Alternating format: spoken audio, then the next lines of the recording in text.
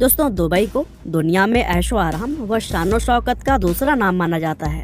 लेकिन क्या आपको मालूम है कि हर तरह की सुख सुविधाओं से भरा हुआ नजर आने वाला दुबई अंदर से पूरी तरह सूखा हुआ है। असल में दुबई पूरा रेगिस्तान पर बसा हुआ है, जिसके कारण वहाँ पीने के पानी का कोई भी प्राकृतिक स्रोत मौजूद नहीं है। और इसीलिए दुबई पीने के पानी का इंतजाम करने के लिए क्लाउड सीडिंग नाम की एक टेक्नोलॉजी की मदद लेता है। और आज की हमारी इस वीडियो में भी हम आपको यही बताने वाले हैं कि दुबई आखिर इस टेक्नोलॉजी की मदद से अपने लिए पानी का इंतजाम किस तरह से करता है, और साथ ही आपको यह भी समझाएंगे कि आने वाले समय में ये टेक्नोलॉजी हमारे भारत के लिए एक बहुत बड़ा खतरा कैसे बन सकती है। तो चलिए अभी इस इंटरेस्टिंग वीडियो को शुरू करते हैं। दोस्तों, दुबई यूनाइटेड अरब अमीरात यानी कि यूएई के 7 अमीरातों में से एक है। इस शहर को दुनिया के सबसे मशहूर और सबसे महंगे शहरों में शुमार किया जाता है, क्योंकि इस शहर का अपना एक ऐसा आकर्षण है कि दुनिया भर के लोग इसकी तरफ खींचे चले आते हैं। लेकिन ऊपर से खुशहाल और संपन्न नजर आने वाला ये शहर अंदर से पूरी तरह सूखा हुआ है। दरअसल दुबई एक सूखे हुए रेगिस्तान के ऊपर बसा है, जहाँ पीने के पानी का एक कतरा भी मौजूद नहीं है। और तो और यहाँ बारिश भी पूरे साल में सिर्फ 5 से 10 बार होती है, जो कि दुबई की पानी की समस्या को हल करने के लिए काफी नहीं है। अब वैसे तो समुद्र के किनारे बसा होने के कारण दुबई के पास पानी की कोई कमी नहीं है, लेकिन समुद्र का पानी खारा होता है, जिसके चलते इसको पिया नहीं जा सकता। और अगर कोई इंसान इस खारे पानी को लगातार पी ले तो फिर इससे उसकी मौत भी हो सकती है। अब सवाल आता है कि दुबई आखिर पीने के पानी का इंतजाम किस तरह से करता है।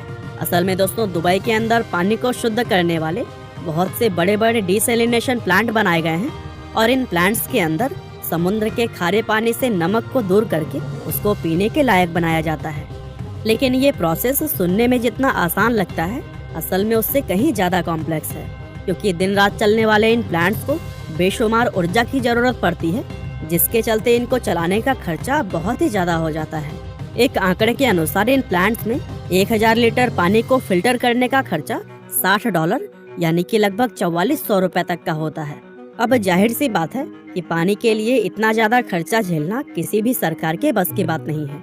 इसीलिए दुबई सरकार भी किसी ऐसे सोल्यूशन की खोज कर रही थी जो कि इन्हें इस खर्चे से बचा सके, और फिर दुबई को यह सोल्यूशन क्लाउड सीडिंग टेक्नोलॉजी के रूप में प्राप्त हुआ। अब आप में से बहुत सारे लोग क्लाउड सीडिंग के बारे में तो पहले से ही जानते होंगे, लेकिन जो लोग नहीं जानते उन्हें हम बता दें कि इस टेक्नोलॉजी का इस्तेमाल आर्टिफिशियल रेन यानी कि कृत्रिम रूप से बारिश करवाने के लिए किया जाता है। अब दुबई इस टेक्नोलॉजी का इस्तेमाल अपनी पानी की समस्या को दूर करने के लिए कैसे करता है, और ये टेक्नोलॉजी आखिर किस तरह से काम करती है, इसको समझने के लिए चलिए पहले हम आपको बारिश होने का बेसिक कॉन्सेप्ट बताते हैं। दोस्तों, सूरज की किरणें जब पृथ्वी की सतह पर मौजूद पानी पर पड़ती है तो फिर वह पानी भाप बनकर ऊपर उठने लगता है, और चूंकि ऊपर का टेम्परेचर ठंडा होता है, इसीलिए यह भाप ऊपर जाकर फिर से पानी की छोटी छोटी बूंदों में बदल जाती है। और पानी की इन बेहद छोटी बूंदों को अंग्रेजी भाषा में ड्रॉपलेट्स कहा जाता है, जो कि पानी की प्योरेस्ट फॉर्म होती है। पानी के ये ड्रॉपलेट्स ही ऊपर इकट्ठा होकर बादलों का रूप ले लेते हैं। साथ ही बेहद छोटी होने की वजह से ये बहुत ज्यादा हल्की भी होती है, और ये नीचे जमीन पर तब तक नहीं गिरती जब तक कि ये आपस में जुड़कर बड़ी बूंदों का रूप न धारण कर ले। अब चूंकि ये पानी की प्योरेस्ट फॉर्म होती है, इसीलिए ये एक दूसरे के साथ जुड़ती भी नहीं है।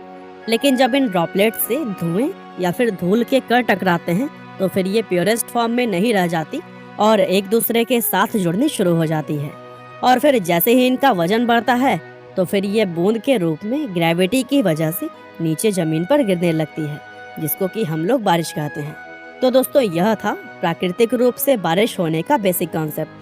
अब अगर क्लाउड सीडिंग की बात करें तो इस टेक्नोलॉजी को साल 1946 में अमेरिकी वैज्ञानिक विंसेंट शेफर के द्वारा डेवलप किया गया था। बेसिकली यह एक ऐसी टेक्नोलॉजी है जो बादलों में मौजूद छोटे छोटे ड्रॉपलेट्स को आपस में जोड़ने का काम करती है। और जैसा कि हमने आपको बताया कि जब पानी के वह ड्रॉपलेट्स आपस में जुड़ते हैं तो फिर बारिश होनी शुरू हो जाती है। दरअसल इस टेक्नोलॉजी में सिल्वर आयोडाइड नाम का एक रासायनिक कंपाउंड बादलों के ऊपर छिड़का जाता है, और इसको छिड़कने के लिए या तो प्लेन का इस्तेमाल किया जाता है या फिर ये जमीन से भी स्पेशल किस्म के जनरेटर्स के द्वारा बादलों में भेजा जाता है। अब ये रासायनिक कंपाउंड जब बादलों में जाता है तो फिर ये छोटे छोटे ड्रॉपलेट्स को आपस में जोड़कर बड़ी बूंदों में बदल लेता है, जिससे कि बारिश होनी शुरू हो जाती है। और इसीलिए कह सकते हैं कि क्लाउड सीडिंग एक ऐसी टेक्नोलॉजी है जो कि बादलों को बारिश करने के लिए फोर्स करती है। और इस टेक्नोलॉजी का इस्तेमाल कई दशकों से सफलतापूर्वक किया भी जा रहा है। और आज इसकी मदद से सिर्फ बारिश ही नहीं बल्कि आर्टिफिशियल रूप से बर्फबारी करना भी संभव हो चुका है। तो चलिए दोस्तों, अब हम आपको बताते हैं कि दुबई आखिर क्लाउड सीडिंग का इस्तेमाल किस तरह से करता है। दरअसल दुबई सरकार ने हजर के पहाड़ों में हट्टा नाम का एक डैम बनवाया हुआ है। और फिर जब समुद्र से उठने वाले बादल हजर के पहाड़ों में जाते हैं तब दुबई उन बादलों में क्लाउड सीडिंग करता है। और जब इस क्लाउड सीडिंग से पहाड़ों पर बारिश होती है तो बारिश का वो पानी पहाड़ों से नीचे बहते हुए समुद्र में जाने की बजाय इस डैम के अंदर जमा हो जाता है। और फिर इस जमे हुए पानी का इस्तेमाल दुबई न सिर्फ पीने के लिए करता है बल्कि इसके जरिए बिजली का निर्माण भी किया जाता है।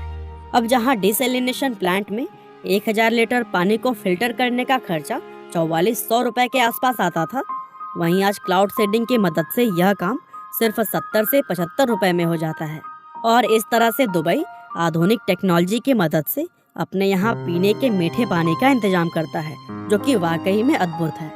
दोस्तों, क्लाउड सीडिंग यूँ तो एक बहुत ही उपयोगी टेक्नोलॉजी है जिसका इस्तेमाल दुबई की तरह ही दुनिया के और भी कई हिस्सों में अच्छे कामों के लिए किया जा रहा है। लेकिन इसकी एक सबसे बड़ी खामी यह है कि इसका इस्तेमाल हथियार के रूप में भी किया जा सकता है। आपकी जानकारी के लिए बता दें, साल 1955 से 1975 के बीच लड़े गए वियतनाम युद्ध में अमेरिका ने वियतनाम के खिलाफ क्लाउड सीडिंग का इस्तेमाल एक हथियार के रूप में किया था। दरअसल अमेरिका के सिपाही हर साल मानसून के सीजन के दौरान वियतनाम के बादलों में क्लाउड सीडिंग करते थे, जिससे कि वहां पर ताबड़तोड़ बारिश आने की वजह से भयंकर बाढ़ और भूस्खलन जैसी समस्याएं बढ़ जाती थी। और इस बाढ़ की वजह से सारे रास्ते जाम हो जाते थे, जिससे कि वियतनाम के मिलिट्री सप्लाई पूरी तरह से ठप पड़ जाती थी। अमेरिका ने अपने इस ऑपरेशन को ऑपरेशन पोपाय नाम दिया था। अब यूं तो अमेरिका इस हथियार का निशाना सिर्फ वियतनाम के सिपाहियों को ही बनाना चाहता था, लेकिन इसके इस्तेमाल से बहुत सारे बेगुनाह लोग भी मारे गए थे। और इसीलिए साल 1976 में एनवायरमेंटल मॉडिफिकेशन कन्वेंशन नाम की एक संधि बनाई गई थी, जिसमें कि यह तय किया गया कि भविष्य में कभी भी युद्ध के दौरान इस तरह के हथियार का इस्तेमाल नहीं किया जाएगा। और इस संधि में कुल 78 देशों ने साइन किया था, जिसमें कि भारत, पाकिस्तान, चीन, अमेरिका और जापान जैसे देशों के नाम शामिल हैं। दोस्तों, अब आखिर में हम बात करते हैं कि क्लाउड सीडिंग टेक्नोलॉजी भारत के लिए नुकसानदेह कैसे साबित हो सकती है। असल में भारत के इस डर की वजह कोई और नहीं बल्कि हमारा पड़ोसी देश चीन है, क्योंकि चीन का यह कहना है कि वो वेदर मॉडिफिकेशन की एक ऐसी एडवांस टेक्नोलॉजी को बनाने पर काम कर रहा है जिससे कि साल 2025 तक वह अपने 1/3 देश के मौसम को पूरी तरह से अपने कंट्रोल में ले लेगा। और इस टेक्नोलॉजी को लेकर चीन इतना ज्यादा सीरियस है कि इसके सिर्फ रिसर्च पर ही वह 10,000 करोड़ रुपए से ज्यादा खर्च कर चुका है।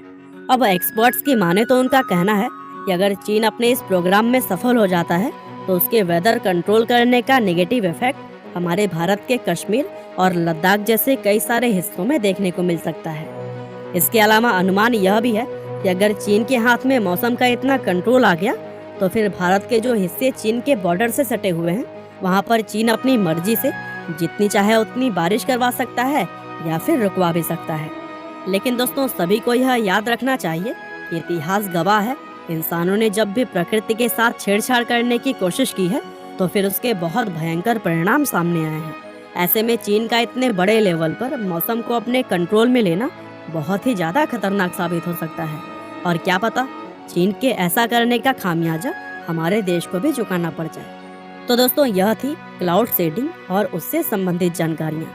आपको यह वीडियो कैसी लगी हमें कमेंट करके बताना ना भूलिएगा। आपका बहुमूल्य समय देने के लिए बहुत बहुत धन्यवाद।